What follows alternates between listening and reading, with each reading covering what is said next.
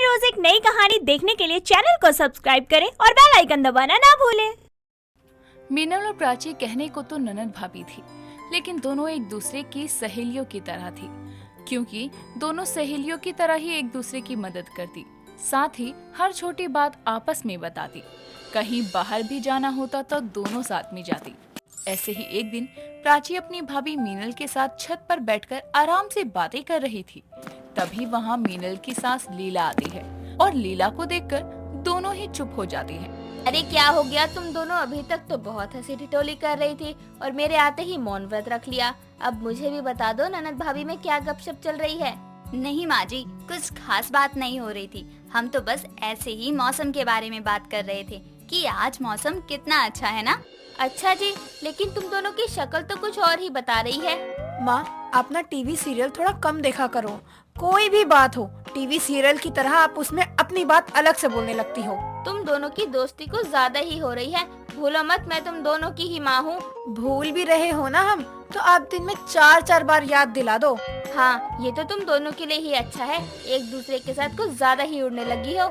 माँ जी, वैसे आप यहाँ ऊपर क्यों आए हो? कुछ काम था तो मुझे बता देती ना, मैं ही नीचे आ जाती। आपको ऊपर आने की क्या जरूरत थी? घुटनों में भी दर्द होता है आपको तो।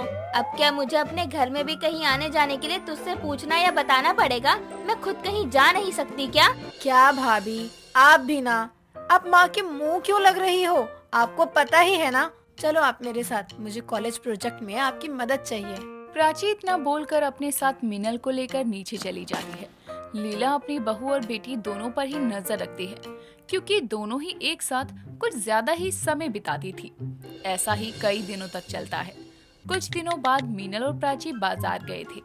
वहाँ पर अनुज, प्राची का बॉयफ्रेंड, मिलता है और अनुज को देखकर प्राची कहती, भाभी, ये है अनुज, मेरा बॉयफ्रेंड। और अनुज, ये है मेरी भाभी और मेरी सबसे अच्छी सहेली। हेलो, मुझे प्राची ने आपके बारे में अब तक बहुत कुछ बताया है। अच्छा, आप दोनों यहाँ बैठकर बातें करो, मैं हम तीनों के लिए कुछ खाने को लाती हूँ। ठीक है। प्राची वहाँ से चली जाती है और अनुज मीनल बातें करने लगते हैं। अनुज और मीनल बातें कर रहे थे कि तभी वहाँ पर लीला की पड़ोसन रमा आती है और उन दोनों को एक साथ बातें करता हुआ देखकर रमा खुद से कहती है, अरे ये तो लीला की बहू है और ये यहाँ अकेले इस लड़के के साथ क्या कर रही है? और वो भी बाहर बाजार में लड़के से मिलने आई है। पक्का कुछ तो चल रहा है लीला की बहू का इस लड़के के साथ। बेटी तो थी ही बिगड़ी हुई, अब बहू भी बिगड़ी मिली है। लीला को बताना पड़ेगा। रमा वहाँ से चली जाती है और आस पड़ोस की औरतों में भी ये बात फैला देती है कि लीला की बहू किसी लड़के के साथ घूम रही थी। कई दिनों तक मोहल्ले में बातें बनने लगती है। कुछ दिनों बाद लीला अपने पड़ोस की औरतों के साथ बगल में ही खड़ी होकर बातें कर रही थी। तभी रमा कहती है, वैसे कुछ भी कहो, लीला है तो बड़े खुले विचारों वाली। क्यों लीला, सही बोल रही हूँ ना मैं? हाँ हाँ, बिल्कुल सही बोल रही है। मैं आज की विचारधारा रखती हूँ, तभी तो अपनी बहू और बेटी में जरा भी फर्क नहीं करती। दोनों को ही एक बराबर मानती हूँ मैं और प्यार भी करती हूँ। हाँ हाँ, अच्छी बात है। पहले बेटी बिगड़ गई थी, अब बहू भी उसके नक्शे कदम पर चल रही है। क्या मतलब है तेरा? साफ साफ बोल, क्या बोलना चाहती है? अरे मैं तो बस यही बोलना चाह रही हूँ कि तेरी बेटी की तरह बहू भी बाहर जा जाकर लड़कों से मिलने लग रही है। ननद संग भाभी भी बिगड़ गई। कुछ भी बकवास मत करो। मेरी बहू और बेटी दोनों ही बहुत समझदार हैं। वो ऐसा वैसा कुछ नहीं कर सकती। मुझे उन पर पूरा यकीन है। विश्वास करना अच्छी बात है, लेकिन अंधविश्वास करना अच्छी बात नहीं है। जितना मुझे सुना रही है ना, अगर तूने अपनी बहू बेटियों को सुना लिया होता तो शायद कुछ अच्छा हो जाता। दूसरों के घरों में ताका झाकी करने से अच्छा है कि अपने घर पर ध्यान दो। मेरे घर में क्या चल रहा है ये मुझे अच्छे से पता है, लेकिन तू भी अपने घर की जरा खबर रखा कर। बस यही तो आता है, मैंने कुछ बोल दिया जो कि सरासर सच है तो दूसरों को सलाह देने लग जाओ। रमा की बात सुनकर वहाँ से लीला चली जाती है।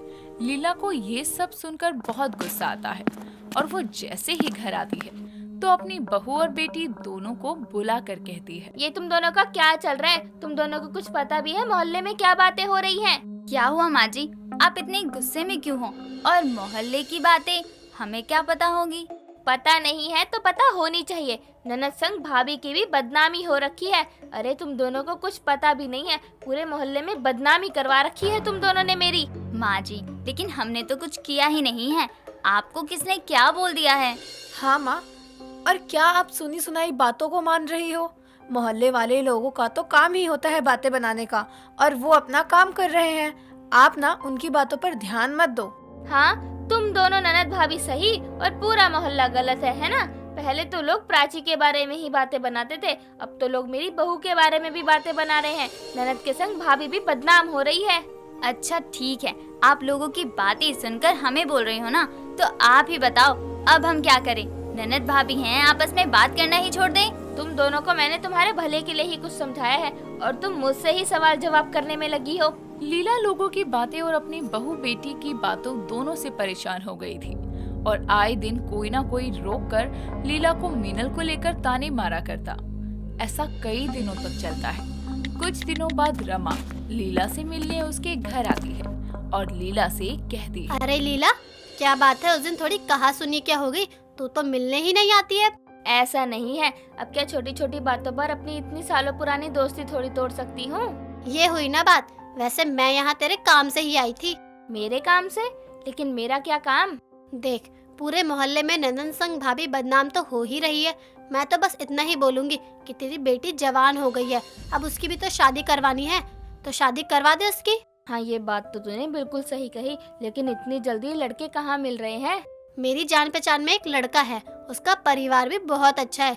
मैंने सोचा अगर तू बोले तो मैं बात आगे बढ़ा देती हूँ। ये तो बहुत ही अच्छी बात है। मैं भी अब घर में प्राची की शादी की बात चला ही देती हूँ। रमा की बात सुनने के बाद लीला को थोड़ी चैन की सांस आई और वो प्राची के पास गई। वहाँ प्राची और मीनल बैठकर बातें कर रहे थे। तभी लीला कहती है, प्राची बेटा, तेरे लिए एक बहुत ही अच्छे घर का रिश्ता आया है और मैंने उस रिश्ते को आगे बढ़ाने के लिए भी बोल दिया। क्या रिश्ता आया है? लेकिन क्या, अब शादी की उम्र तो हो ही रही है, रिश्ते तो आएंगे ही ना। लेकिन मुझे अभी शादी नहीं करनी। क्यों नहीं करनी शादी? अब नहीं करेगी तो कब करेगी? जब बूढ़ी हो जाएगी तब? माँ, मैं किसी और को पसंद करती हूँ और वो बहुत अच्छा लड़का है। ऐसा था तो तूने मुझे बताया क्यों नहीं? क्या बताती माँ? मेरे बताने से पहले ही मोहल्ले में नंद संग भाभी बदनाम हो गई। उस दिन मैंने अपनी भाभी को मिलवाया था अनुज से, और शायद उस दिन के बाद से नंद संग भाभी बदनाम बोलने लगे। अच्छा, तो बात ये है। तुम दोनों को मुझे पहले ही सब बता देना चाहिए था। जो बात इतनी बड़ी है वो बढ़ती ही नहीं ना।